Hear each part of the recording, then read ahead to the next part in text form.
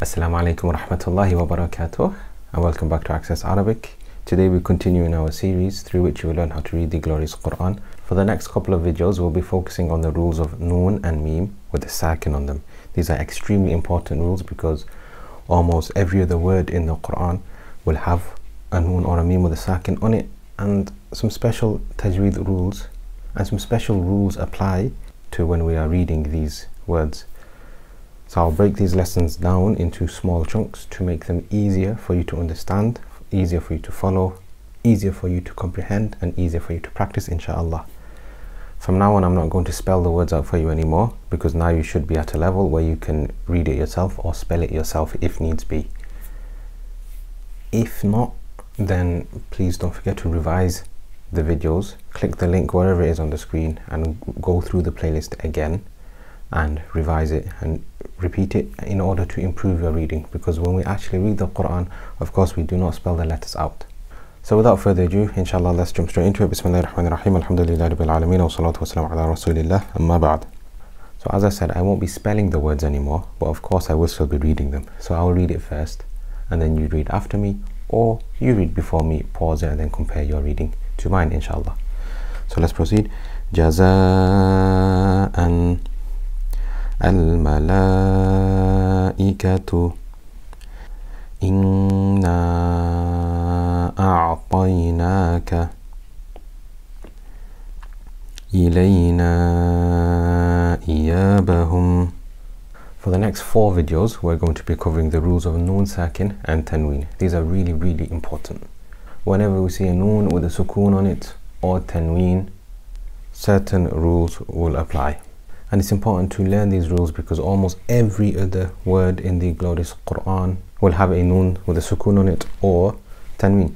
So now, inshallah, we will be introduced to our first rule regarding noon sakin and tanween. Altogether, there are 4 rules of noon sakin and tanween. Now we are introduced to rule number 1. This is called idgham. Idgham means to merge, to put one thing inside another. So whenever we have a noon with a sukoon on it or a tanween, we must look at the next letter. And if the next letter is ya, ra, lam, mim, waw, or noon, or yarmaloon, which is an easier way to remember it, just remember the phrase yarmaloon. It's got all the 6 letters in it: ya, ra, lam, mim, waw, and noon. So when we're reading the Quran, if we see a noon sukoon or a tanween, we must look at the next letter. So that's step number 1.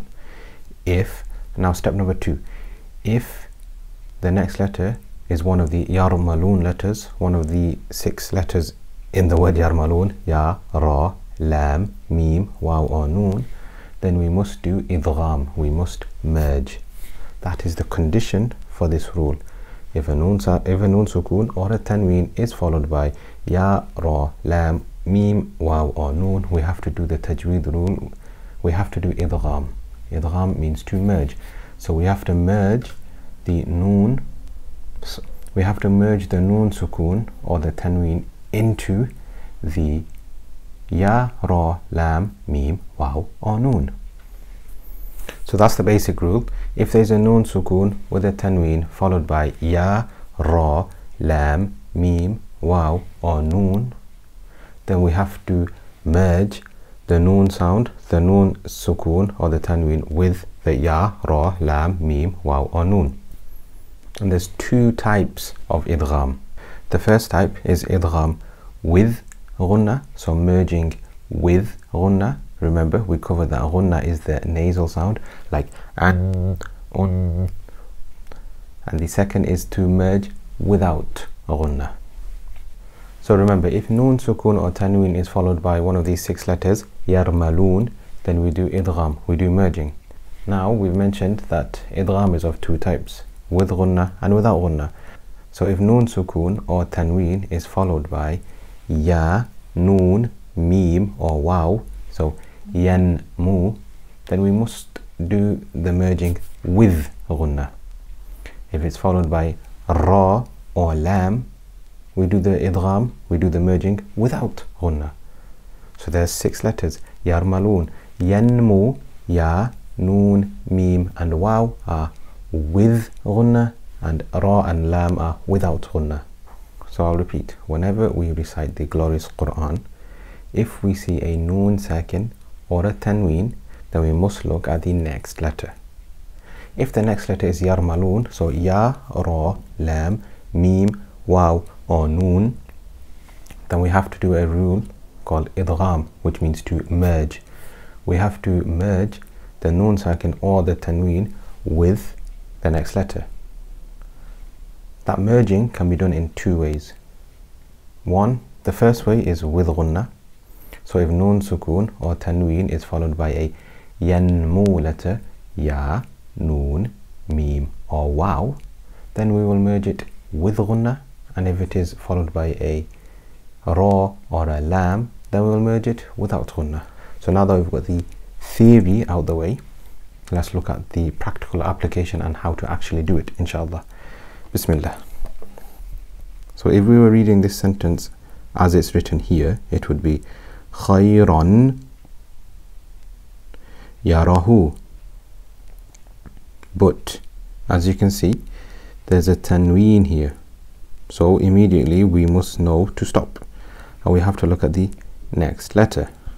The next letter is a ya. Ya is from the yarmalun letters. And more specifically, it is from the yan mu group. So that means we have to merge with ghunna. So we won't say khayran yara, we will say khayran yara with ghunna for two harakat. Khayran yara, khayran yara. In some scripts of the glorious Quran, in some mushafs, you may find that whenever there is a noon sakin or tanween, whenever there is a noon sukoon or tanween, the next letter will have a shadda on it to indicate or to show that the noon sukoon or tanween must be fully merged into this ya. So it's not khayran yara, it's khayran yara, khayran yara, khayran yara. We do ghunna, we merge the sukoon into the ya and do ghunna for two harakat. Khayran yara. The next example is sharran yara. So if we were to read it as it's written, it says sharran yarahu. But we see here a sukoon, and it's also followed by a ya, which is one of the yarmalun letters. More importantly, it's what, and more specifically, it's one of the four yanmu letters. This means we have to do idgham, merging with ghunna. So it will be read as sharran yara, sharran yara. We completely merge the tanween into the ya with ghunna for two harakat. Sharran yara. Next we move on to the next one. Miqatan yawma. Okay, literally it says, okay, so it says miqatan yawma. Right, so we can see here there is a tanween, so that must mean we look at the next letter, which once again is a ya. So by now we should know that we do idgham, we have to merge it. So it's miqatan yawma, miqatan yawma, miqatan yawma. So we do idgham with ghunna. Next one literally says faman ya'mal, but we can see here there is a noon without any fatha, dhamma or kasra on it. That means it is a noon. Remember, we've said that sukoon literally means the absence of a vowel. So sukoon means there's no fatha, no kasra, no dhamma. So here we have a noon with a sukoon, and the next letter is ya, which is it from the yarmanun letters? Yes. And from the yarmanun letters, is it from the yanmu letters? Yes. So we have to do ghunna for two harakat.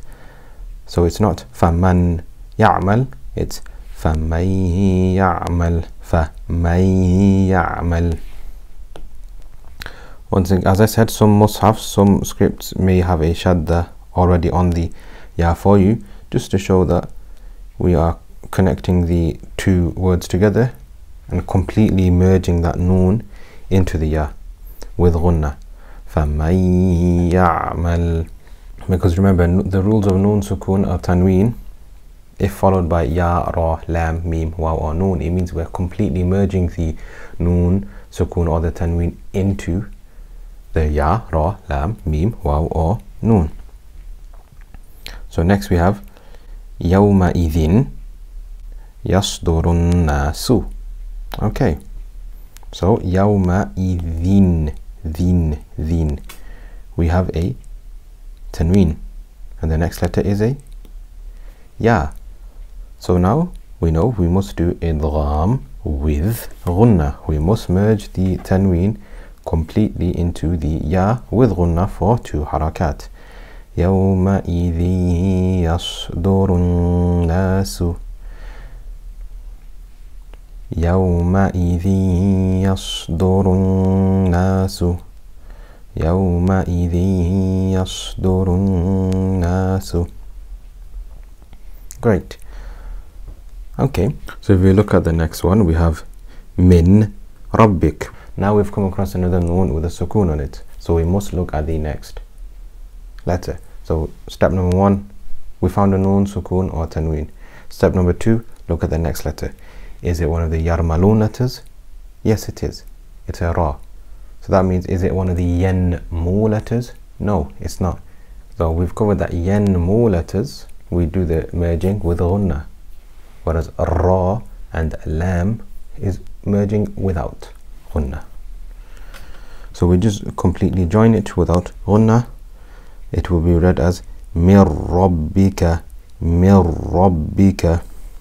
That's why it's already got a shadda written on it.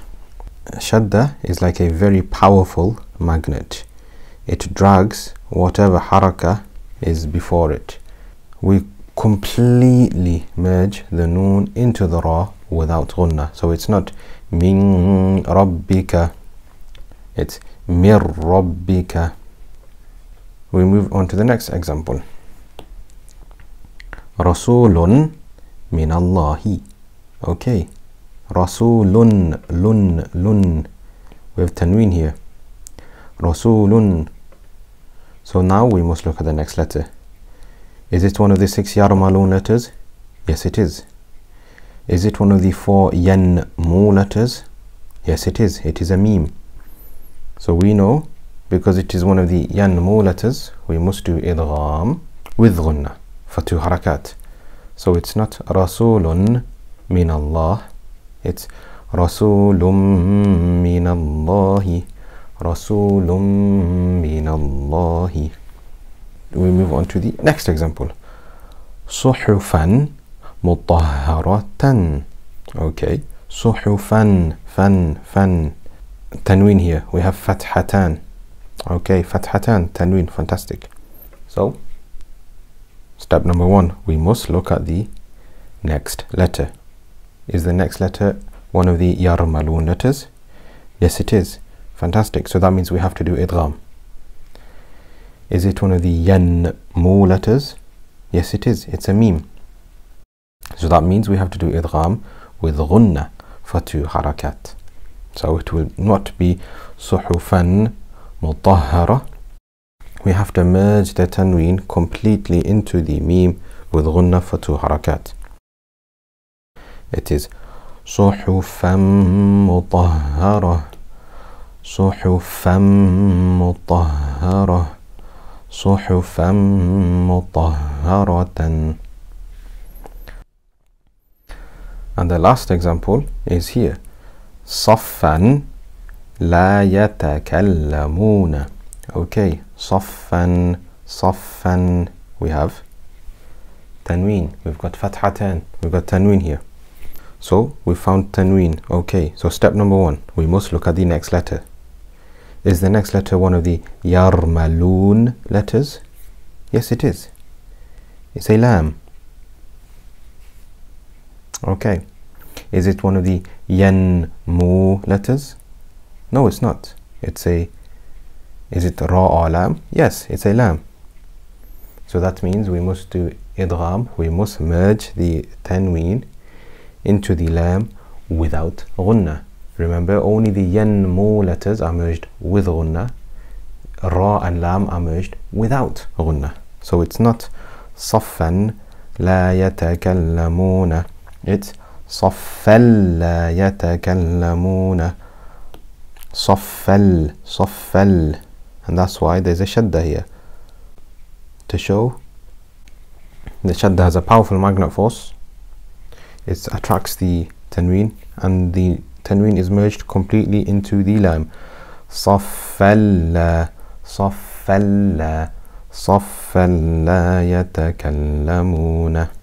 And with that, we'll end this lesson, inshallah. I hope you've taken benefit from it. Please don't forget to like, comment, subscribe, and to share this with your friends and family. Share the gift of learning to read the Quran with them. Inshallah, you will get reward, I will get reward, and they will get reward. Let's all share the rewards together. But with that, take care, and I'll see you on the other side, inshallah. Ma'as salama. Take care.